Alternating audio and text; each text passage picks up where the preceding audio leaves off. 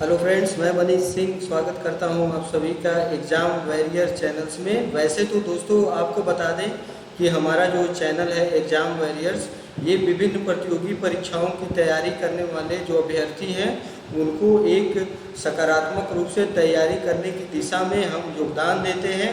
और इसमें जो अभी हमारा जो हाल ही में जो सेक्शन चल रहा है वो है करंट अफेयर का सेक्शन। तो इसी सेक्शन के अंतर्गत जैसे कि बिहार में आज से जो डिसीजन लिए गए हैं लॉकडाउन ख़त्म करने के, या फिर इसे कहें तो अनलॉक 1 की जो प्रक्रिया शुरू हुई है, इसको लेके काफ़ी लोगों के अंदर तरह तरह के न्यूज़ चैनल हैं, तरह तरह के मीडिया के माध्यम से आप लोगों को अलग अलग न्यूज़ सुनने को मिलते होंगे, देखने को मिलते होंगे, लेकिन सही जानकारी का अभाव होता है लोगों के पास और आप लोग इस प्रक्रिया को समझ नहीं पाते हैं। दोस्तों, जैसे कि अगर हम बिहार की बात करें तो बिहार में जो चौथे चरण का ये लॉकडाउन लगाया गया था, जो हम 5 मई से शुरू किए थे, और उसको ये जो दौर है वो एक एक हफ्ते 10-10 दिन बढ़ा के आज हम 8 जून तक, वो 1 महीने से ज़्यादा हो गया। लॉकडाउन की स्थिति बिहार में एक समस्या के रूप में हमेशा से थी। इससे लोगों का आवाजाही था, जो उनके रोजगार थे, स्कूल कॉलेजों की बात करें तो एक तरह से हमारी दिनचर्या जो थी वो पूरे तरह से अस्त व्यस्त हो गई थी। तो अभी जो आज न्यूज़ आया है, आज मंगलवार को 8 जून की जो हम बात करें तो अभी जो न्यूज़ आया है, जो सरकार ने फैसला लिया है कि लॉकडाउन के चौथे चरण, जो हमने ये 4 चरणों में लॉकडाउन लगाया था, उसको एक समाप्ति की दिशा की ओर ले जा रहे हैं। और जब कल की बात हम करते हैं, 9 जून की बात करते हैं, तो 9 जून को हम अनलॉकिंग की प्रक्रिया शुरू करेंगे। ये आप समझने की कतई भूल ना करें कि लॉकडाउन हम हमेशा के लिए समाप्त हो गया है और आप पहले की भांति आप विचरण कर सकते हैं बिना कोई सोशल डिस्टेंसिंग के। अब मास्क लगाने की ज़रूरत नहीं है। इस तरह के भ्रांतियों से बचें और यहाँ पे सारे गाइडलाइंस जो कोरोना के हैं वो सभी पहले की तरह ही फॉलो किए जाएंगे, सिर्फ इसमें कुछ बदलाव किए जाएंगे। और ये जो प्रक्रिया शुरू हुई है इसे आप अनलॉकिंग की प्रक्रिया कहते हैं, कि हम एक चरणबद्ध तरीके से अनलॉक की ओर बढ़ रहे हैं। जो ये लॉकडाउन की स्थिति जो पूरे तरह से थी उसमें ढील के साथ हम अनलॉकिंग की तरफ बढ़ रहे हैं। तो फ्रेंड्स, इसमें आप देखोगे कि बुधवार से राज्य सरकार अनलॉक का पहला चरण आरंभ कर रहा है। और इस पर जो अभी मीटिंग हुई थी आपदा प्रबंधन समूह की, तो उसमें ये फैसला लिया गया कि हम अनलॉकिंग की प्रक्रिया 9 जून से शुरू करेंगे। ठीक है। तो जैसा कि आप सबको पता है कि कोरोना वायरस जो संक्रमण की दर है वो राज्य में अगर आप देखोगे तो काफ़ी कम संख्या में हो गई है। अगर हम पहले की बात करें, 1 महीने पहले की बात करें, 1.5 महीने पहले की बात करें, तो ये संख्या 15-16 हज़ार के आसपास थी जो वायरस का संक्रमण था बिहार राज्य में। और अभी अगर आप देखोगे तो इसका जो दर है वो लगातार घटता जा रहा है और ये 100-150 के आसपास ये संख्या पहुंच चुकी है। अगर जिले वाइज अगर हम बात करें तो प्रत्येक जिले में एक एवरेज के रूप में 50 से 100 के बीच में संक्रमण अब देखा जा रहा है। और अगर राज्य की बात करें तो 1200-1300 के आसपास का आंकड़ा ये अभी पहुंच गया है, जो बहुत भारी मात्रा में गिरा हुआ है। लेकिन दोस्तों, इसमें हमें और सचेत रहने की ज़रूरत है। तो इसलिए राज्य सरकार ने अनलॉक 1 के तहत, ये लॉकडाउन के बाद अनलॉक 1 शुरू हुआ है, इसके तहत कुछ छूट दी जाएगी, लेकिन आपको सतर्क रहना है। और जो पहले की भांति आप जो 2 गज की दूरी बना के रहते थे, मास्क लगाने की आदत आप डेवलप किए थे और भीड़ भाड़ भरे जगहों से आप अलग रहते थे, तो ये सारी चीज़ें आपको अपने जीवनचर्या में शामिल करनी है और उसी तरह से आपको व्यवहार करना है पब्लिकली। तो फ्रेंड्स, इसमें मुख्यमंत्री नीतीश कुमार ने ये घोषणा की कि कोरोना संक्रमण को नियंत्रित रखने के लिए आम जनजीवन को पटरी पर लाया जा सके, इसके लिए अनलॉक 1 की प्रक्रिया शुरू की गई है। और ये 15 जून तक 1 सप्ताह के लिए अनलॉक के प्रावधान प्रभावी रहेंगे। इसके तहत अगर हम बात करें तो दुकानों के जो व्यवसायिक हैं उनको खोलने का समय जो है वो शाम 5 बजे तक बढ़ा दिया गया है। आज तक दुकानें अपराह्न 2 बजे तक ही खुल रही थी।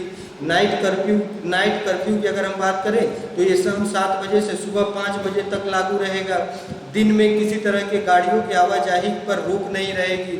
इसके साथ ही साथ दोस्तों, सरकारी व निजी कार्यालय में अगर हम देखें तो 50% उपस्थिति के साथ, मतलब अगर जिसके सरकारी कार्यालय और निजी कार्यालय की अगर हम बात करें तो वहाँ पे जो 100% अटेंडेंस होती है तो वहाँ पे 50% ही लोग उपस्थित होंगे और उसके साथ अपना कार्य का परिचालन कर सकेंगे और उनको जो ये अनुमति दी जाएगी वो शाम 4 बजे तक ही दी जाएगी।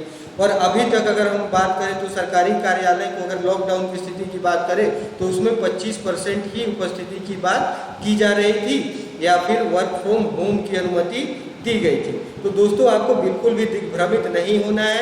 ये अनलॉकिंग की प्रक्रिया है जो कल से शुरू होगी और ये 1 सप्ताह के लिए ट्रायल के रूप में देखा जा रहा है। अगर इस दौरान 15 जून तक अगर कोरोना संक्रमण के केस में अगर आप देखते हो कि थोड़ा भी इजाफा पाया जाता है और स्थिति अगर कंट्रोल से बाहर होती है तो फिर से लॉकडाउन लगाया जा सकता है। इसलिए आप सभी को संयमित होकर एक जो व्यवहार करना है वो पहले की भांति ही एक जिम्मेदार तरीके से व्यवहार करना है, मास्क लगाना है, भीड़ भाड़ से बचना है और एक दूरी कायम रखना है। तो फ्रेंड्स अब हम एक अनलॉक की जो गाइडलाइन जारी की गई है सरकार के द्वारा उस पर एक नज़र देखते हैं। तो अगर दुकानों की अगर हम बात करें तो ये सुबह 6 बजे से शाम 5 बजे तक खोली जाएंगी और दुकानों को 1 दिन के अंतराल पर अल्टरनेट दिन खोलने का नियम जारी रहेगा इसमें। ठीक है, आप ये मत समझो कि कल से एकदम से पूरी आज़ादी मिल जाएगी। तो आपको इसमें अनलॉकिंग की जो प्रक्रिया है ये कुछ नियम के साथ जारी रहेगी और ये 1 सप्ताह के लिए ट्रायल के लिए किया जा रहा है। अगर हम गाड़ियों की परिचालन की बात करें तो दिन में गाड़ियों की परिचालन पर रोक नहीं रहेगी। निजी वाहन का को भी इसमें अनुमति दे दी गई है। निजी व सरकारी कार्यालयों की बात करें तो 50% उपस्थिति के साथ शाम को 4 बजे तक खोला जा सकता है। सरकारी कार्यालय में बाहरी लोगों का प्रवेश निषेध होगा। रेस्टोरेंट की अगर हम बात करें और होटल की बात करें तो ये सुबह 9 बजे से रात को 9 बजे तक खुलेंगे, लेकिन ये सिर्फ पैकेजिंग की सुविधा होगी, वहाँ बैठकर आप भोजन नहीं कर पाएंगे। तो ये आपको इसके जो प्रावधान है, जो गाइडलाइन है, उसके बारे में समझना चाहिए। अगर हम शिक्षण संस्थान की बात करें तो शिक्षण संस्थान अंतिम जुलाई तक बंद करने का प्रावधान किया गया है। परीक्षाएं जो है वो संचालित नहीं होंगी। ऑनलाइन शिक्षा की व्यवस्था की जा सकती है, मतलब आप ऑफलाइन क्लास के बजाय जो स्कूल है, शिक्षण संस्थाएं, कोचिंग है, वो ऑनलाइन शिक्षा दे सकते हैं, प्रोवाइड कर सकते हैं। अगर हम सार्वजनिक परिवहन के वाहनों में क्षमता की बात करें तो उसमें 50% पैसेंजर के साथ उसकी जो स्ट्रेंथ है वो 50% कर दी जाएगी और 50% की क्षमता के साथ वो सवारियों को एक जगह से दूसरी जगह ले जा सकेंगे। और सबसे बड़ी बात कि इसमें नाइट कर्फ्यू को शामिल किया गया है जो शाम को 7 बजे से लागू होगा और सुबह 5 बजे तक रहेगा। तो दोस्तों आपको अलग अलग जगहों से जो अलग अलग न्यूज आएंगे और तरह तरह की चीज़ें जो आपको दिग्भ्रमित करेंगी तो उसके चक्कर में नहीं पड़ना है। हम इस वीडियो के माध्यम से ये आपको समझाने की कोशिश कर रहे हैं कि जो अनलॉकिंग की प्रक्रिया है उसकी जो गाइडलाइन है एक ऑफिशियल तरीके से उसे आप समझें और उसी के अनुरूप ही आप व्यवहार करें। तो दोस्तों समय समय पर हम आपके लिए इस तरह के ही लाभकारी और उपयोगी वीडियो लाते रहेंगे जिससे आपका एक मार्गदर्शन मिलता रहेगा। तो उम्मीद करता हूँ आप लोग इस सेशन को ज्वाइन किए होंगे। तो इस चैनल को exam warriors by Manish Singh को आप सब्सक्राइब करें, शेयर करें और ज़्यादा से ज़्यादा लोगों तक पहुँचाएँ। धन्यवाद।